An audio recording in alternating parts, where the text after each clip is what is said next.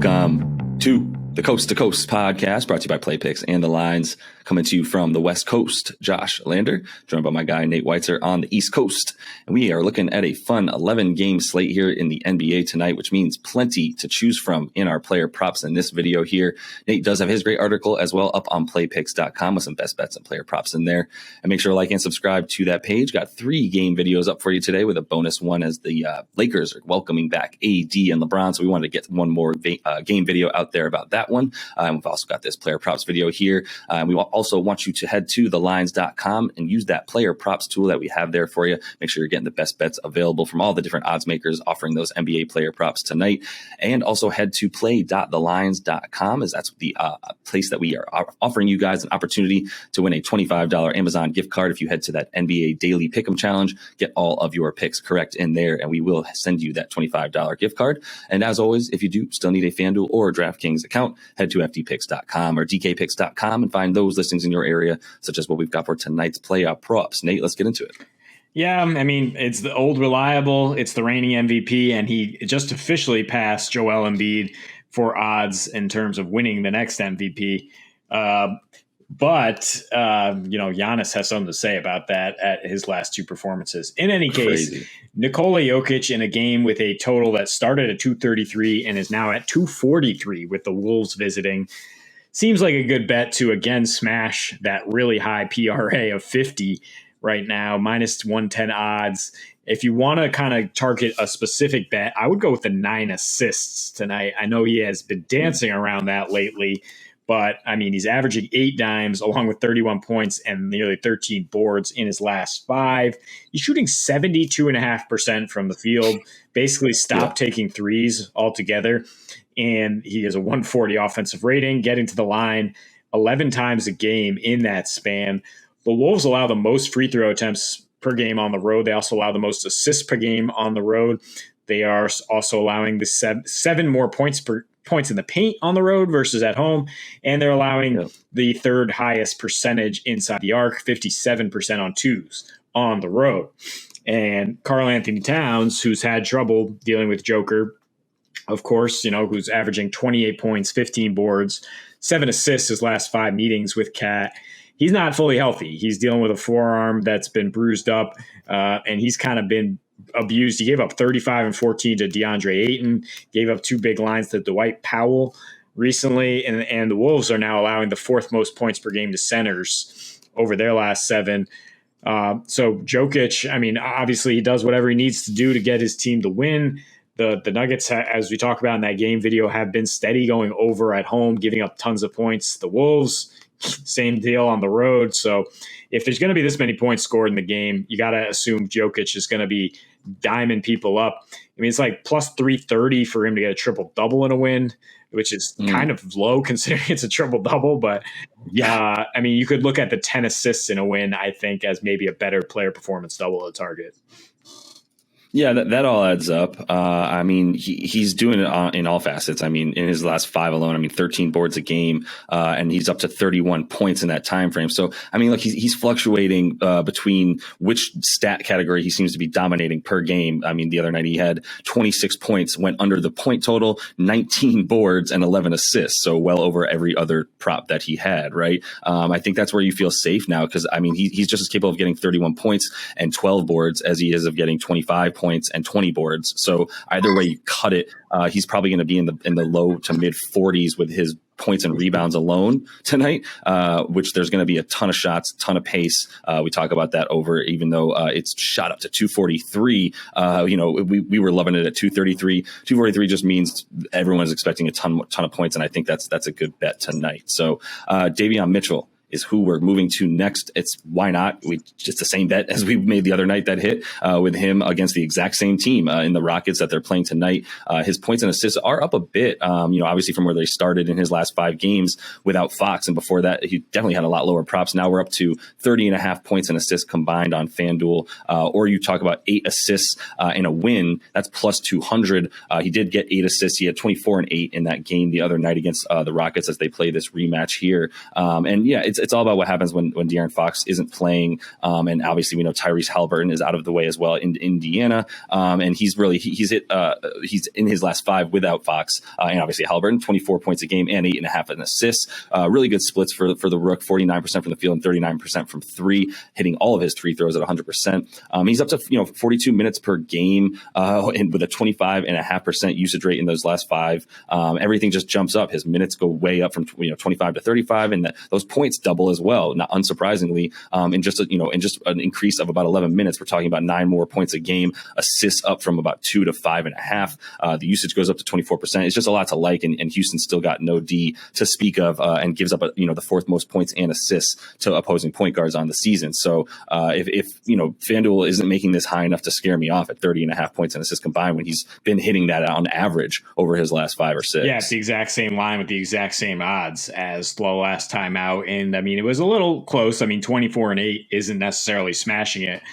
But the guy on the other side who did smash his props is our bonus pick here. Kevin Porter Jr. coming off of 30, 12, and 12, triple-double against Sacramento. His PRE sits at 32.5. I actually like the points and assists, a little better odds, 27.5. He's a classic silly season performer and a fantasy basketball MVP because once you get into these final weeks of the season, nobody else is putting up numbers like KPJ when it doesn't matter. In his last 4, 20 points per game, 6.5 rebounds, 9.5 assists, with a 130 offensive rating. Where was this all year? I mean, Christian Wood is out. That has led to a lot more stats for him on the season. He goes from 13.5 points to 21 points. He goes from 4 rebounds to 7.5 rebounds, shoots 9% better from the floor. And he's getting 20 points per game in his last 9 without C. Wood. He's enjoyed this matchup against Sacramento, 34 PRA, 31 PRA in January when they went. And now the Kings are 29th in rebounding rate in their last 6 since they shut down the Fox and Domantas Sabonis, not the Ox, and kind of packed it in for the season. So it should be plenty of rebounds available in a game with a 234 implied total. Yeah, I'm with it. Not much to add there. I mean, you said it. He's the doesn't matter hollow stats all-star at the very end of the season, KPJ, and I mean it's still a great bonus pick. Both these teams are horrible at defense. Mm-hmm. So yeah, I'm going to move on to Jaylen Brown real quick and leave you one more pick. I know you had a bonus pick there, so I'm just going to take my last one as Jaylen. He's over 9.5 rebounds and assists tonight. That feels way too low for our guy. I mean, Vegas would agree, considering they made the odds on this minus 130 for him to get 10 rebounds and assists combined. You could also look at 6.5 rebounds over that for minus 102, get you right back to about even money there if you don't love those odds for the rebounds and assists. But I think the rebounds and assists is just such a great bet that I'm not too scared away by those odds. Maybe throw 100, get about $82 back on it. Still feel pretty good about it. But in his last 3 against Indy, which is just complete tire fire on defense. 27.5 points a game for him, almost 28, 8 boards and 6 assists in that time frame with a 28% usage rate when he's playing against Indy. Not much perimeter and wing defense for Indy out there for him to work. That's why he is making about 4 3-pointers a game in that time frame. Those last 3 against the Pacers, shooting 52 and 54% from the field and 3-point line respectively. That's why I do like as well. I would really consider his 3-point prop tonight, minus 108 on FanDuel for him to hit more than 3. I think there's going to be plenty of opportunity. Indy's so bad on defense, especially defending the 3-point line. If you look at their last 4 losses, as they're giving up 130 points per game in that time frame, with 33.5 assists that they're allowing and 16.5 3-pointers made to the opponent, with their opponents shooting 47.6% from 3, which is absolutely absurd, just basically letting the other team make half of their threes. So I think it's a good bet for Jaylen to hit 3 of them tonight. Yeah, giving up 33 assists per game in these 4 and 130 points. I mean, the Celtics now, after getting frustrated down the stretch against the Heat, are probably going to just smash this team and score near 130. I would be concerned about the blowout. That's why I'm not saying let's take 27 points for Jaylen. But yeah, I mean, he could hit 3 threes in the first quarter as the Celtics just wipe their hand with this whole matchup. They did lose to the Pacers last time out, and coming off a loss against the Heat. Yeah, they should smash here. He has 10 boards in both games since Rob Will went down, and 8 threes, 8 for 14 from 3. So he's going to have a bigger role here as the Celtics go to more of their small ball lineups, and it's a fantastic matchup. The last game is the Blazers and Spurs. Not one that I don't think a lot of people are going to be interested in, except maybe the Lakers as they fight with the Spurs for that last play-in spot.